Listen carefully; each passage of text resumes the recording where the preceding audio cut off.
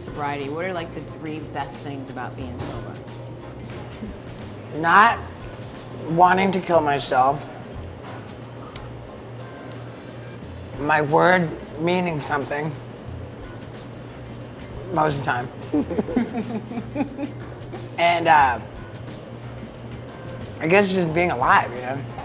Because if I wasn't sober, I would not be alive.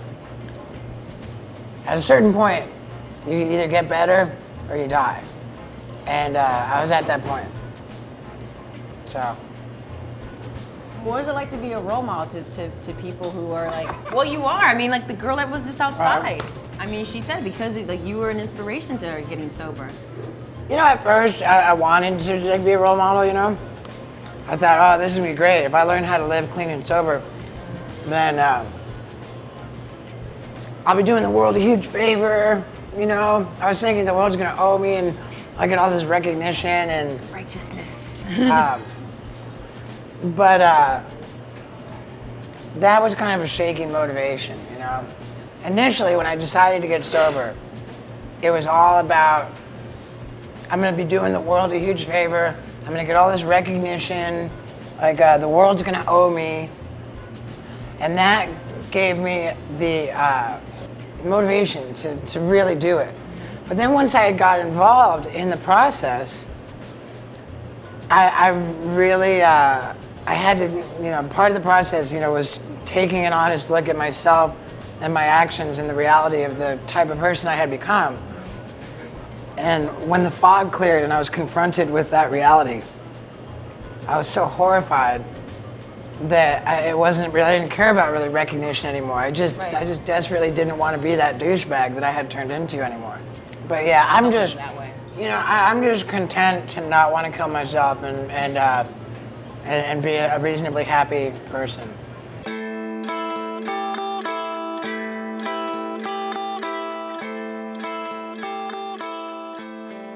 How much of your career has been fueled by like liquid courage, and how much of it is just that's just who you are? How much of my incredible body of work was I'd say that the stuff that I'm most known for the most part, I wasn't terribly under the influence when I was filming. Like, Jackass in general, I don't know, that's not true. I was pretty fucked up. Well, how about this? How about when you? I'll tell you what, the honest answer, for a lot of the more notable moments in my career, I was fucked up. And if I wasn't really fucked up, I was super hungover, you know, I don't know. Yeah, that definitely played a role in it. But I wouldn't say that I was able to do the more memorable stunts because I was drunk and high. I think the primary factor was just like the extent to which I'm an attention whore, you know? Like sober or loaded, like I've got an unreasonable hunger for attention. And I think that's really the main key.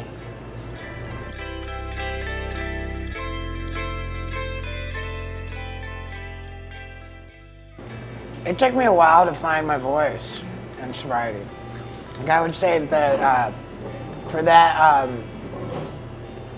the third movie we made, Jackass 3D, I don't think I had found my voice. And like if you look at the scenes, like I'm kind of awkward, like on there. I'm like, you know, like, you know.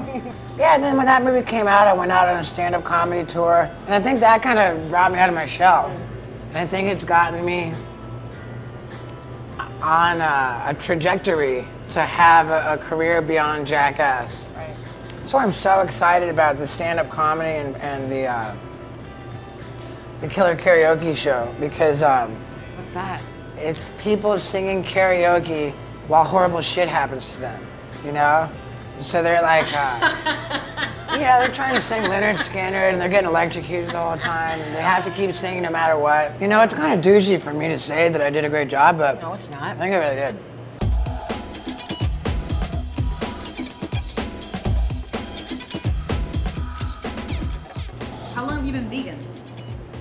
been vegan for over 3 years now.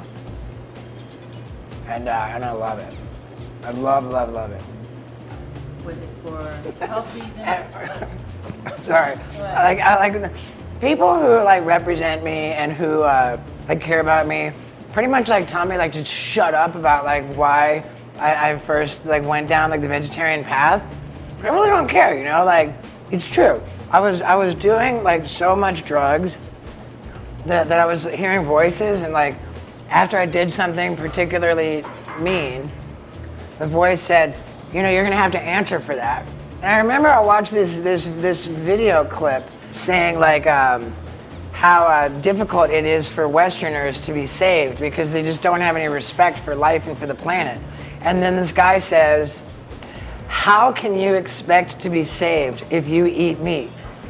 And then I put that together with what the voices are telling me about how I'm gonna have to answer for like causing suffering. And then I'm like, all of a sudden I became terrified. I was like, oh no, like I've gotta like stop eating meat, you know, or I'm gonna be punished for like every animal. Of course, I didn't think I had to stop like doing coke or, you know, I had to stop eating meat was the priority.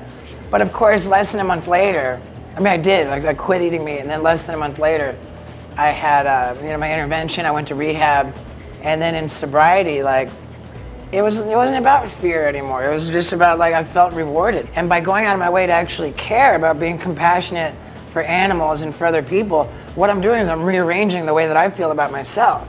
So that's why I do it today, you know? I started out, I was afraid of being punished, and then what it turned into is just this rewarding benefit of like, caring about others, making me feel better about myself. And way later in the game, I found out it's actually the healthiest thing for me. So it's just one-stop shopping.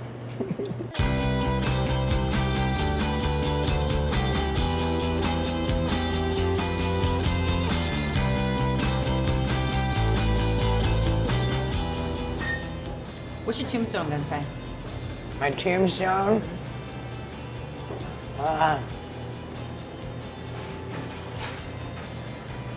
Here lays a guy who did a lot of dumb things and learned a little.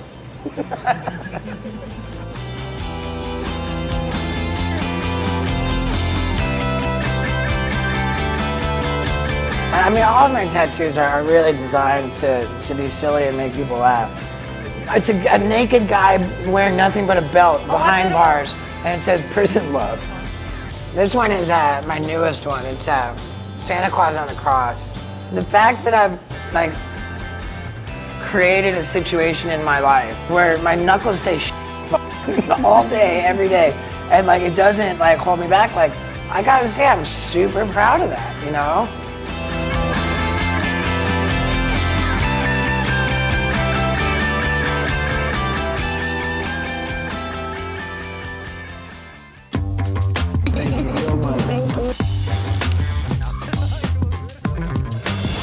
Are you serious? I'm sitting here with David Sally and Cause, and this is Artist Talk. Have you ever gotten into any legal problems? Nothing that wasn't controllable. You know, there's that fine line between creativity and just mania. I think if I wasn't a writer, I would be a neurotic, strange person that people would want to stay away from. It's like harnessing your OCD. Harnessing my OCD. That's genius. I'm Joy Bryant, and I am a board sport enthusiast. I like to shred. And on my new show, Across the Board, I'm going to be shredding with the best of them. Want to shred, yeah. Yeah, I want to shred. Yeah, well, let's do it. My favorite friends, celebrities, athletes, artists. We're going to snowboard, we're going to surf, we're going to skateboard, we're going to have a great time. Well, we both came over, went over some hurdles, a little obstacles today. Yeah. You break through shyness, and me. Breaking through that scene. What? Tom, how's it going, Good, dude? how you doing? Good to see you, man. I don't know if you're gonna make it or not. No, I mean, 5 a.m. is tough. What do we got right there? Shark, I see him right there. Oh. All right, come on. This is the frisky one here. Yeah, be careful. you have a reputation of pissing people off. Like your blog pisses people off. It pisses people off. This face pisses people off, you know? But sometimes I get along. Did your dad, was he on you constantly telling you how to do it since he was in the business? My dad was such a dick because he'll always tell me I suck, and then when he's in front of other people, that's my son. That's my son. He's real good. Jim.